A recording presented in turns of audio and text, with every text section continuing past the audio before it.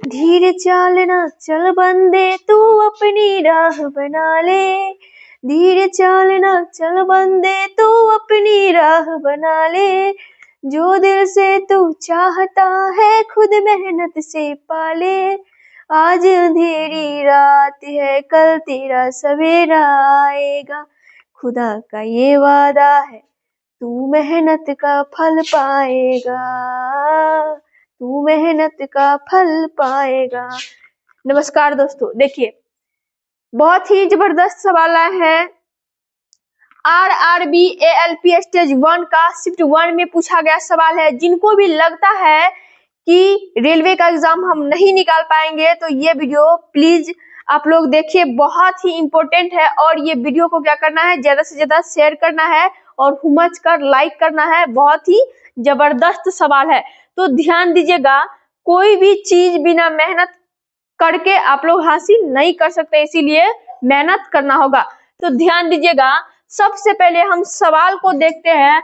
सवाल जो पूछा गया है, अस्पेजुला क्या है, अस्पेजुला में नेप्थलीन को जलाने से क्या प्राप्त होता है। देखिए क्या बोला, अस्पेजुला अस्पेजुला में नेप्थलीन को जलाने से क्या प्राप्त होता है। जब भी अस्पेजुला में हम नेप्थलीन को जलाएंगे तो क्या प्राप्त होगा। क्या सुने आप लोग, नेप्थुला में नेप्थलीन को जलाने पर क्या प्राप्त होगा। तो इसका आंसर हो जाएगा पीली ज्वाला प्राप्त होगा। कौन सा ज्वाला प्राप्त होगा, तो पीली ज्वाला प्राप्त होगा। देखिए नेक्स्ट है, डैश प्रोटीन बनाने के लिए सूचना स्रोत के रूप में कार्य करता है। क्या बोला, प्रोटीन बनाने के लिए सूचना स्रोत के रूप में कौन कार्य करता है।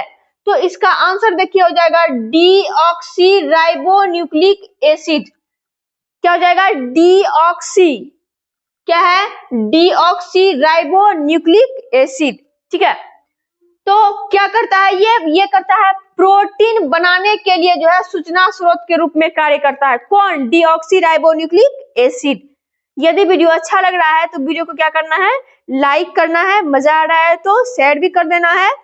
नेक्स्ट है, HNO3 का आणविक द्रव्यमान है। क्या बोला, HNO3 जो है ये HNO3 इसका आणविक द्रव्यमान क्या है। तो इसका आंसर हो जाएगा 63U। क्या हो जाएगा, 63U। ठीक है, नेक्स्ट डैश जीव में पुनर्जनन की क्षमता होती है। अच्छा, पुनर्जनन समझते हैं क्या होता है। पुनर्जनन मतलब हो गया जिसका फिर से जन्म होगा। ठीक है, ये हो जाएगा पुनर्जनन। जैसे कि मान लीजिए कि हम लोग मर गए तो फिर से मेरा कोई चित्र नहीं आएगा, लेकिन पुनर्जनन जो होता है, जो मर गया प्लेनेरिया जैसे हुआ उसका पुनर्जनन होता है, यानी फिर से ये उत्पन्न होता है। ये क्या है, पुनर्जनन। तो डैश जीव में पुनर्जनन की क्षमता होती है, यानी पुनः फिर से उसका जन्म होता है। तो इसका आंसर हो जाएगा प्लेनेरिया। इसका आंसर क्या हो जाएगा, प्लेनेरिया में क्या होता है, पुनर्जनन होता है। क्या होता है, पुनर्जनन। नेक्स्ट है, 1 mm फोकस दूरी के उत्तल दर्पण के वक्रता केंद्र और ध्रुव के बीच की दूरी होती है। देखिए 1 m क्या बोला, 1 m फोकस दूरी के उत्तल दर्पण के वक्रता केंद्र और ध्रुव के बीच की दूरी। तो देखिए उत्तल दर्पण और वक्रता केंद्र और ध्रुव के बीच आप लोग देखते हैं कि PF, ठीक है, वक्रता केंद्र C और P और इसके बीच होता है F।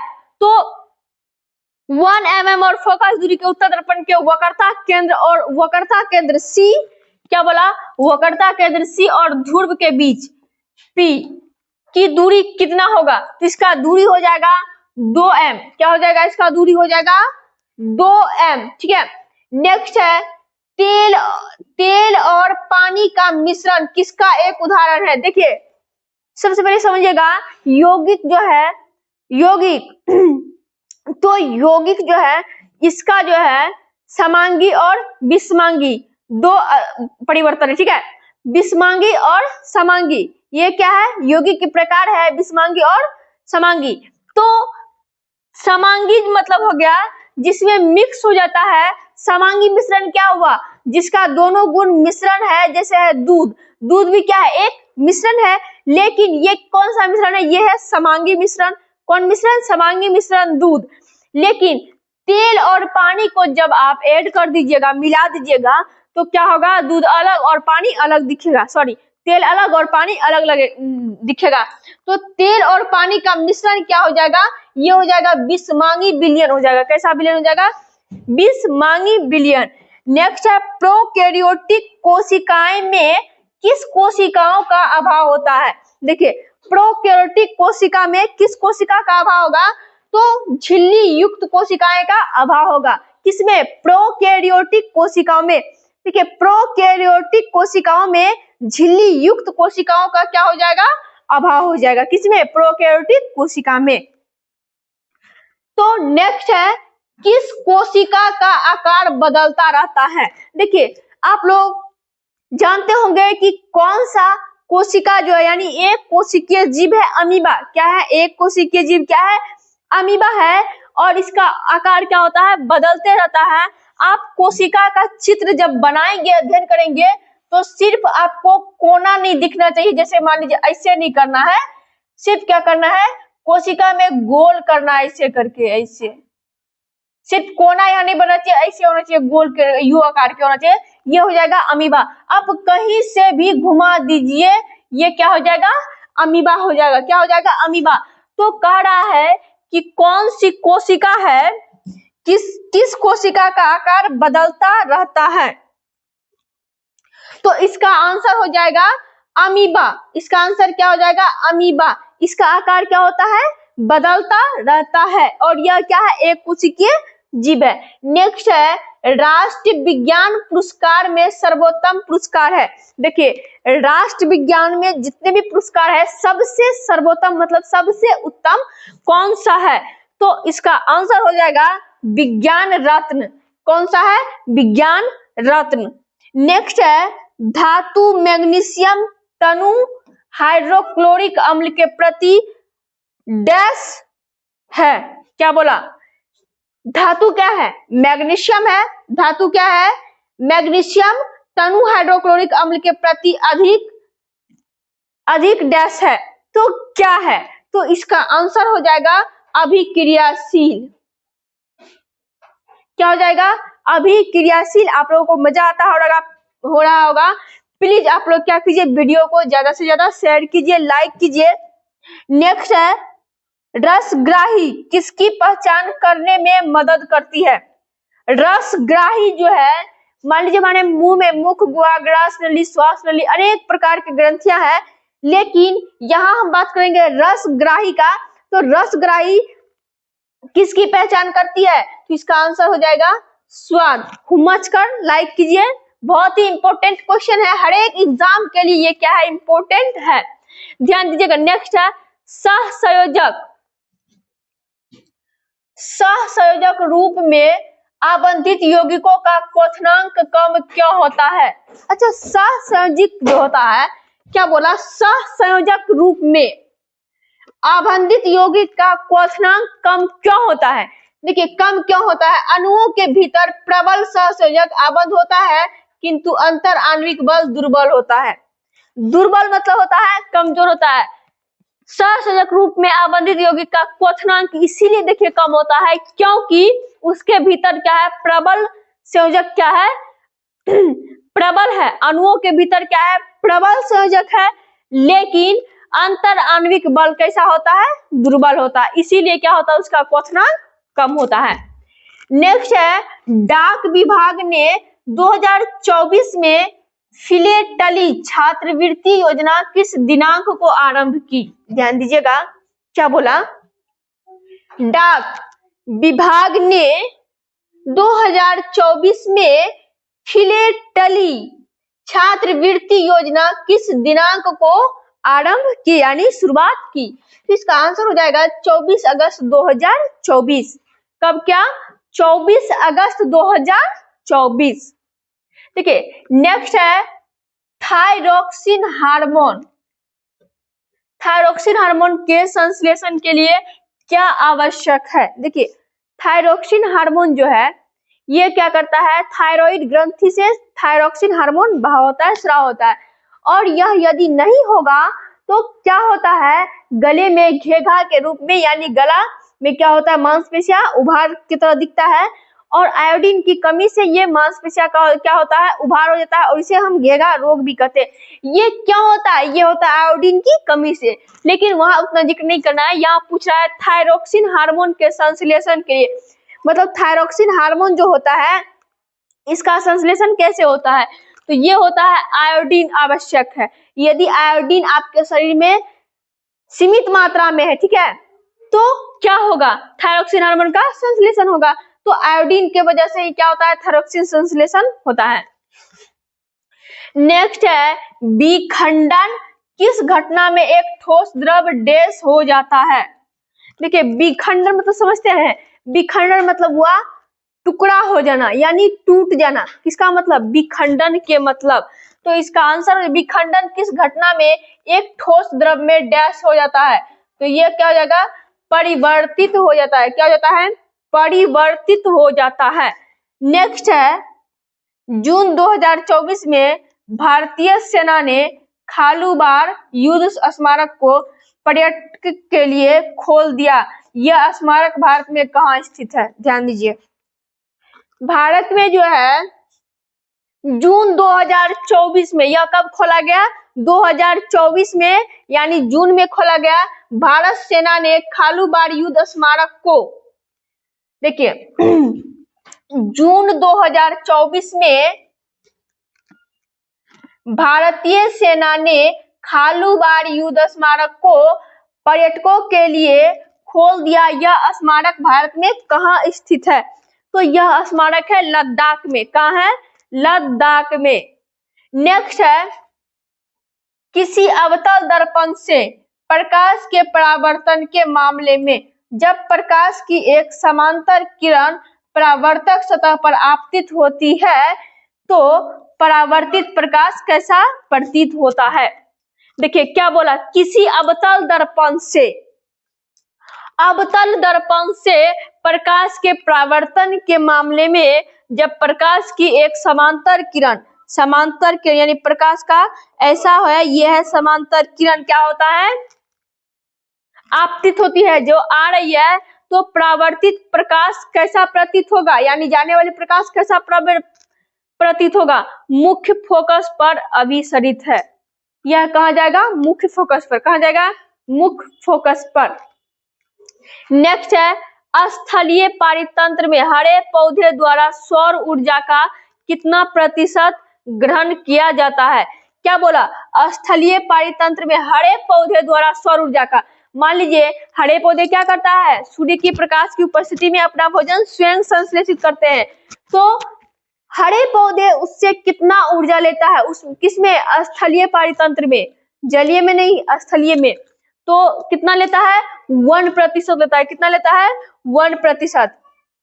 नेक्स्ट है कौन सा रोड मैप सतत विकास लक्ष्यों के अनुरूप विकास एवं बाल संरक्षण का प्राथमिकताओं को प्राप्त करने के लिए है। तो इसका आंसर हो जाएगा मिशन वात्सल्य। इसका आंसर क्या हो जाएगा, मिशन वात्सल्य। नेक्स्ट है, फटाफट आप लोग प्लीज लाइक कीजिए, शेयर कीजिए। देखिए नेक्स्ट क्वेश्चन है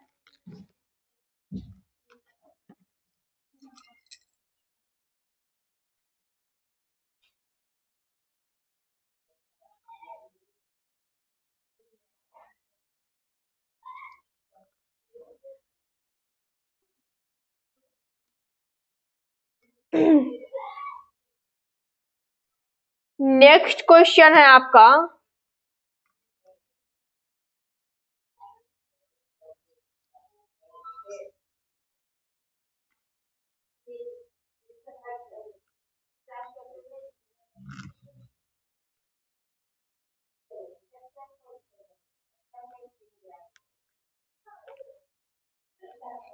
नेक्स्ट क्वेश्चन है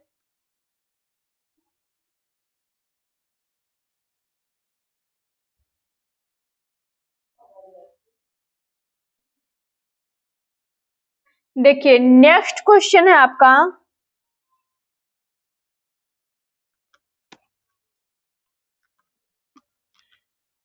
कौन मूत्राशय के दाब को नियंत्रित करता है? क्या बोला? मूत्राशय। कौन मूत्राशय के दाब को क्या करता है? नियंत्रित करता है। तो इसका आंसर हो जाएगा तंत्रिका तंत्र। ये तंत्रिका तंत्र क्या करता है? मूत्राशय को नियंत्रित करता है। कौन? तंत्रिका तंत्र। नेक्स्ट देखिए क्या है, भारतीय कला। क्या सुने? भारतीय कला, वास्तुकला और डिजाइन द्विवार्षिक आयोजन में प्रदर्शित मंडपों का मुख्य फोकस क्या रहा? तो इसका आंसर देखिए क्या है, समकालीन कला और अभिनव डिजाइन। क्या है? समकालीन कला और अभिनव डिजाइन। नेक्स्ट है, पीने के जल को कीटाणुओं से मुक्त करने के लिए किसका उपयोग किया जाता है? देखिए हम लोग क्या करते हैं, जल को पीते, क्या करते हैं? पीते हैं। तो इसको कीटाणु से मुक्त यही करना है, तो हम किसका उपयोग करेंगे? तो इसका आंसर हो जाएगा विरंजक चूर्ण का उपयोग करेंगे। किसका? विरंजक चूर्ण का। नेक्स्ट है, ठोस पदार्थों के तापमान में। क्या बोला? ठोस पदार्थ के तापमान में वृद्धि करने पर क्या होगा? ठोस पदार्थ, क्या बोला? ठोस पदार्थों के तापमान में, मान लीजिए ठोस पदार्थ है, उसके तापमान में वृद्धि यदि करेंगे तो क्या होगा? कणों की गतिज ऊर्जा बढ़ जाएगा। कणों का क्या होगा? गतिज ऊर्जा बढ़ जाएगा। नेक्स्ट है, कैल्शियम कार्बोनेट और जल बनाने के लिए कैल्शियम हाइड्रोक्साइड के माध्यम से कौन सी गैस प्रभावित की जाती है? तो बताइए क्या बोला? Calcium carbonate. क्या? कैल्शियम कार्बोनेट और जल बनाने के लिए कैल्शियम हाइड्रोक्साइड के माध्यम से कौन सी गैस प्रभावित की जाती है? इसका आंसर हो जाएगा कार्बन डाइऑक्साइड गैस। क्या हो जाएगा इसका answer? Carbon dioxide gas. Next है, किसी विद्युत धारावाही चालक द्वारा, देखिए विद्युत मतलब कि तार जो होता है उसमें क्या करते हैं हम लोग? विद्युत प्रवाहित करते हैं। तो किसी विद्युत धारावाही चालक, वही है धारावाही चालक, द्वारा उत्पन्न चुंबकीय क्षेत्र रेखाओं का पैटर्न डैश है। तो इसका आंसर हो जाएगा चालक की आकृति पर निर्भर करता है। देखिए चालक का जैसा आकृति रहेगा वैसा विद्युत का प्रभाव होगा। ठीक है, वैसा विद्युत क्या होता है? प्रवाहित होता है। नेक्स्ट है, कौन सी ग्रंथि एड्रीनालिन स्रावित करता है? मतलब कौन ऐसा ग्रंथि है? क्या पूछ रहा है कि कौन ऐसा ग्रंथि है जो एड्रीनालिन ग्रंथि का क्या करता है? स्राव करता है। क्या करता है? स्राव। तो इसका आंसर हो जाएगा अधिवृक्क ग्रंथि, एड्रीनालिन ग्रंथि का स्राव करता है। तो देखिए एड्रीनालिन का स्राव कौन करता है? अधिवृक्क ग्रंथि। कौन? अधिवृक्क ग्रंथि क्या करता है? एड्रीनालिन का स्राव करता है, यानी बहाव करता है। नेक्स्ट है, कोशिका में अभिक्रिया कहाँ होती है? कह रहा है कोशिका में जो है अभिक्रिया कहाँ होती है? तो कोशिका में अभिक्रिया कहाँ होती है? 6 कार्बन वाले अणुओं ग्लूकोज का 3 कार्बन वाले अणु में विखंडन। कह रहा है कि कोशिका में अभिक्रिया कहाँ होती है? 6 कार्बन वाले अणुओं ग्लूकोज का 3 कार्बन वाले अणु में विखंडन। इसका आंसर हो जाएगा कोशिका द्रव में। कहाँ हो जाएगा? कोशिका द्रव में। नेक्स्ट है, जब एक मोटे कांच के स्लैब सिल्ली को किसी मुद्रित पदार्थ के ऊपर रखा जाता है तो मुद्रित पदार्थ डैश दिखाई देते हैं और यह प्रकाश के डैश कारण होता है। ध्यान देना, कह रहा है कि एक मोटे कांच के स्लैब, क्या बोला? एक मोटे कांच के स्लैब किसी मुद्रित पदार्थ के ऊपर रखा जाएगा तो मुद्रित पदार्थ जो है डैश दिखाई पड़ता है, किसके कारण? तो इसका आंसर हो जाएगा उठे हुए अपवर्तन के कारण। इसका आंसर क्या हो जाएगा? उठे हुए अपवर्तन। यदि आप लोग को अच्छा लग रहा है तो प्लीज समझ के लाइक करते जाइए, शेयर करते जाइए। नेक्स्ट है युवा अवस्था में होने वाले परिवर्तन जो लैंगिक परिपक्वता का संकेत देता है। क्या बोला? युवा अवस्था में। देखिए जब आप युवा अवस्था की ओर जाते हैं तो आपके शरीर में अनेक प्रकार के परिवर्तन दिखते हैं। उसमें सबसे इंपॉर्टेंट कौन सा है? तो कह रहा है युवा अवस्था में होने वाले परिवर्तन जो लैंगिक परिपक्वता के बारे में बोल रहा है कि लैंगिक यानी आपका लैंगिक परिपक्वता हो रहे हैं तो सबसे पहले आपको क्या दिखाई देंगे? तो उसका आंसर संकेत हो जाएगा नए बालों में वृद्धि का पैटर्न। नए बाल जो आ रहे हैं उसमें क्या हो जाएगा? परिवर्तन होगा, पैटर्न होगा। नेक्स्ट है कृषि प्रयोजनों के लिए। कृषि समझते हैं क्या? कृषि मतलब हो गया खेती। कृषि प्रयोजनों के लिए गन्ना, गुलाब या अंगूर जैसे, देखिए क्या बोला? गन्ना भी, गुलाब भी और अंगूर भी जैसे कई पौधों को उगाने के लिए लेयरिंग या ग्राफ्टिंग जैसी विधियों में उपयोग की जाने वाली प्रजनन विधि कौन सी है?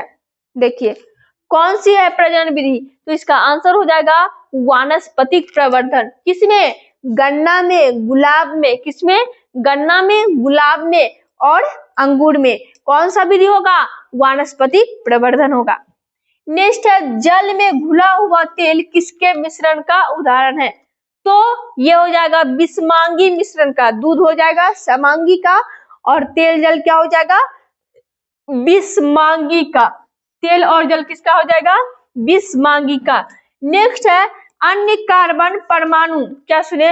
अन्य कार्बन परमाणु अथवा अन्य तत्वों के परमाणुओं के साथ आबद्ध बनाते समय कार्बन प्रायः कितने इलेक्ट्रॉन साझा करते हैं? ध्यान दीजिएगा, अन्य कार्बन परमाणु अथवा अन्य तत्वों के परमाणुओं के साथ कार्बन जो है चतुष्फलक है। कार्बन क्या है? चतुष्फलक है, यानी कार्बन में 4 बॉन्ड होता है, यही है क्या है? चतुष्फलक है।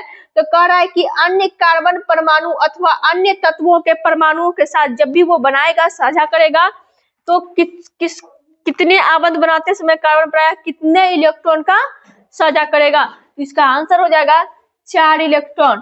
क्यों? क्योंकि यह क्या है? चतुष्फलक है। नेक्स्ट है IC आवेश में कितने इलेक्ट्रॉन होते हैं? IC आवेश में कितने इलेक्ट्रॉन होते हैं? इसका आंसर हो जाएगा 6 गुना 10 पर पावर 18 इलेक्ट्रॉन। क्या है? 6 गुना 10 पर पावर 18 इलेक्ट्रॉन। ये क्या है? IC आवेश में इलेक्ट्रॉन की संख्या है। यदि वीडियो अच्छा लगे तो वीडियो को प्लीज लाइक कीजिए, शेयर कीजिए। यदि आप चैनल पे नए हैं तो चैनल को सब्सक्राइब करें। धन्यवाद।